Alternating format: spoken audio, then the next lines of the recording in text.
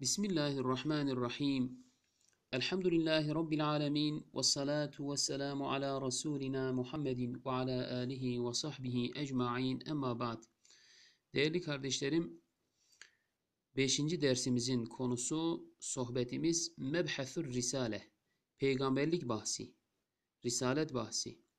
Biz bundan önce iman esaslarından Allah'a imanı, meleklere imanı işledik. Şimdi ise sıra peygamberlere imanı, peygamberleri öğrenmeye geldi.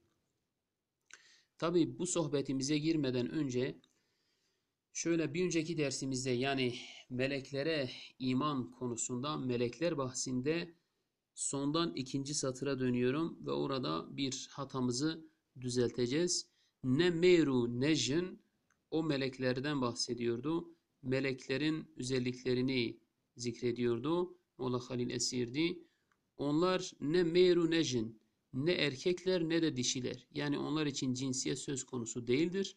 Behavru fehurun. Bundan önceki sohbetimizde şöyle bir dalgınlığım olmuş. Behavru fehurun. Onlarda gurur ve kibir söz konusu değildir demişim. Oysa öyle değil. Behavru fehurun. Onlarda yeme içme söz konusu değildir. Yani cinsiyetleri mevzu bahis olmadığı gibi yeme içmeleri de mevzu bahis değildir. Bu tip nefsani duygular melekler için söz konusu değildir şeklinde düzelttikten sonra şimdi peygamberlik bahsine giriş yapacağız. Muhammed Resul-i Khudaya hınar jibo insu cinnu melek peşivar. Aziz kardeşlerim, Muhammed aleyhissalatu vesselam Resul-i Khudaya hınar, Allah'ın insanlara elçi olarak gönderdiği Resuludur diyor. Muhammed Allah'ın Resuludur, insanlara elçi olarak gönderilmiştir. Jebo insu cinnu melek peşi var. İnsanlar için, cinler için ve melekler için öncüdür, önderdir. Onların hepsi için bir rehberdir. Bedine ve dine de mensuhe bun kemalu fadıl bu mebezede bun. Bedine ve Hz. Muhammed'in dini ile yani İslam dini ile dine de diğer dinler mensuhe bun nesk edildiler. İslam'ın gelişi ile ondan önceki dinler nesk edildiler. Değerli kardeşlerim, aslında dinlerin ana gövdeleri itibariyle hepsinin esası birdir. Yani bütün dinler bir yerde, bir noktada bir sayılırlar. O da nedir? İmani konularda, itikadi konularda, işte Allah Teala'nın birliği konusu, yani tevhid konusu, peygamberlik konuları, ahiretle alakalı konular, işte cennet cehennemin varlığı, hesap kitabının varlığı, meleklere iman gibi bu tip konularda bütün dinler ana esaslarıyla bir sayılırlar, tek din sayılırlar aslında. Burada kastedilen şudur. Yani İslam dininin gelişiyle diğer dinlerin nesk edilmesi şeriatlardan bahsediyor. Muamele konuları, beşeri münasebetlerdeki o muamele konularını kastederek o şer'i konular, o şeriatlar, o uygulamalar nesk edilmiştir. Kimin gelmesiyle? Hz. Muhammed Mustafa'nın dini olan İslam'ın gelişiyle. Kemalu fadıl bu meh bezede bu. Kemalu fadıl, kemal ve fazilet bu meh bizler için bezede bu arttı. Yani İslam'ın gelişiyle Hz. Muhammed'in bize gelişiyle bizim Hz. Muhammed'e ümmet olmamızla bizler şeref kazandık, kemaliyet sahibi olduk diyor Molla Halil Esirdi. Zira Hz. Muhammed'in dini son dindir. Kendisi son peygamberdir. Kendisi cihan şumuldur. Bütün kainata gönderilmiş ve evrensel bir din ile gelmiştir. Kıyamete kadar devam edecek bir dinin peygamberi ve bizler de bu dinin mensuplarıyız. Hz. Muhammed Mustafa yine ulul azm peygamberlerden bir tanesidir. Yine kendinden önceki peygamberler tarafından kitaplarda müjdelenmiştir. Kendi gelişiyle peygamberler ümmetlerini müjdelemiştir. Dolayısıyla büyük bir peygamberdir. Ulul azım bir peygamberdir. Ümmeti de insanlar için çıkarılmış en hayırlı ümmettir. Zira onlar kötülüğe mani olurlar, iyiliği emrederler, Allah'a inanırlar.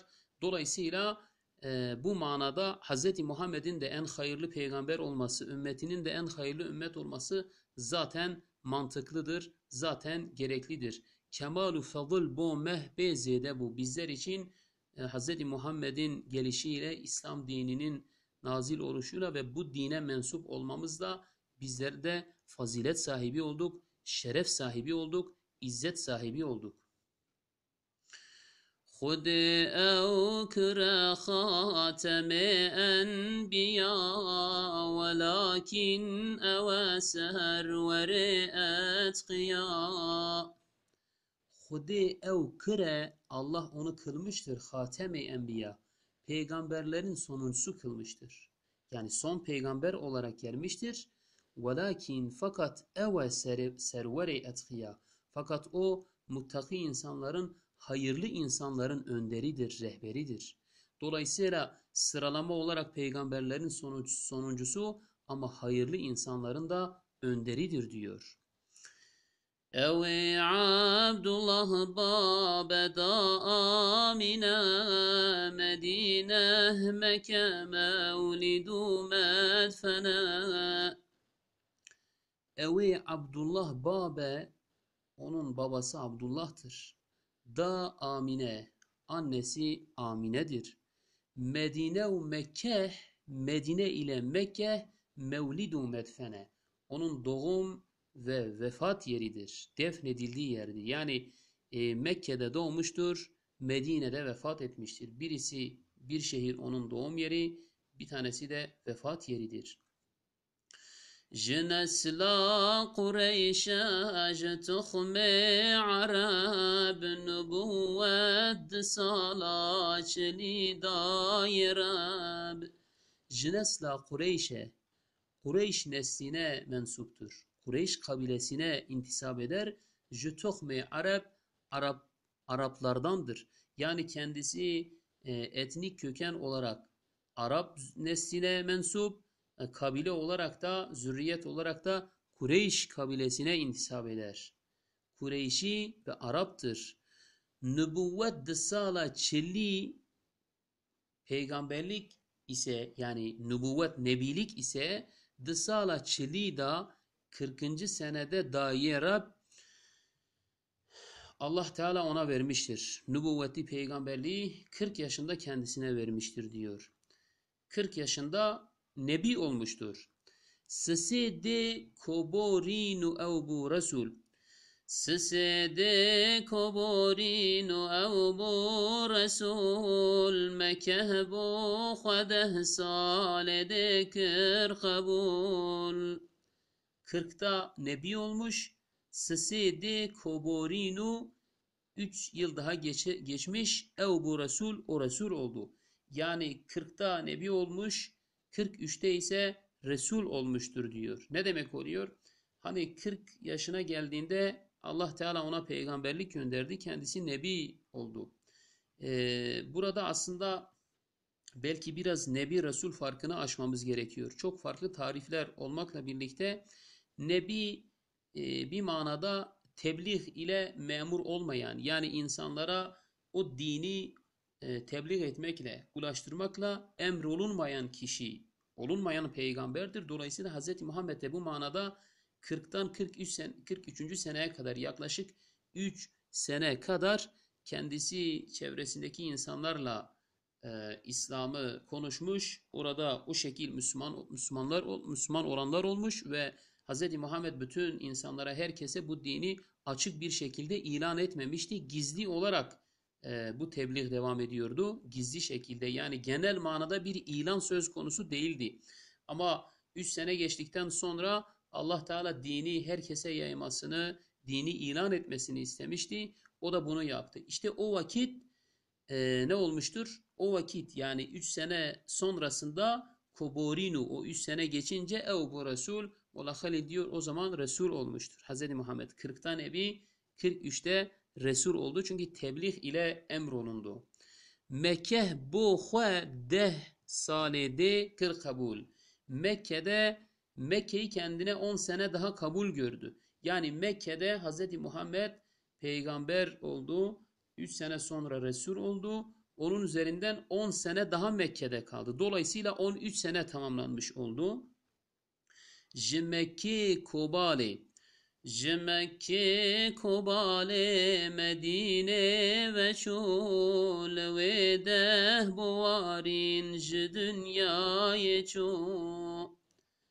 Mekke kobale Medine ve çu. Resul-i Ekrem aleyhissalatu vesselam 13 sene Mekke'de kaldıktan sonra diyor ki Mekke'den Medine'ye doğru gitti. Mekke'den Medine'ye gitti. Leve dehbuarin Medine'de de 10 sene geçti. Dünyayı çu. Hz. Muhammed dünyadan irtihal etmiştir. Nereye? Refik-i Ala'ya, yüce dosta irtihal etmiştir. Efendimiz Aleyhisselatü Vesselam 13 sene boyunca Mekke'de kalmadık çileler, ızdıraplar, işkencelere maruz kalmış. Hatta bu yüzden de Müslümanları bir iki defa Habeşistan'a yönlendirmişti. Habeşistan'a kadar hicret etmişlerdi. Çok büyük sıkıntılara maruz kalmışlardı Müslümanlar. Ve bu iş gittikçe daha da ağırlaşıyordu, bu işkenceler, bu saldırılar, bu hakaretler hem Müslümanlara hem Resul-i Ekrem Aleyhisselatü Vesselam'a yönelik. Öyle ki artık Resul-i Ekrem'e suikast düzenliyorlardı. Hz. Muhammed'i öldürmek istiyorlardı. İşte bu manada Resul-i Ekrem 13 sene boyunca Allah Teala'dan hicret izni çıkınca Müslümanlar hepsi hicret ediyor ve daha sonra kendisi de 13 sene peygamberlik vazifesinden sonra kendisi de Hz. Ebubekir radıyallahu teala anhu ile birlikte Mekke'den Medine'ye hicret etmiş. Medine'de de 10 sene daha yaşamış. Dolayısıyla 40'ta peygamber olmuş. 13 burada, 10 da orada. 63 yaşında vefat etmiştir diyor Molla Halil Es-Sirdi rahimehullah ve sallallahu ala seyyidina Muhammedin ve ala alihi ve sahbihi ve sellem ecmaîn.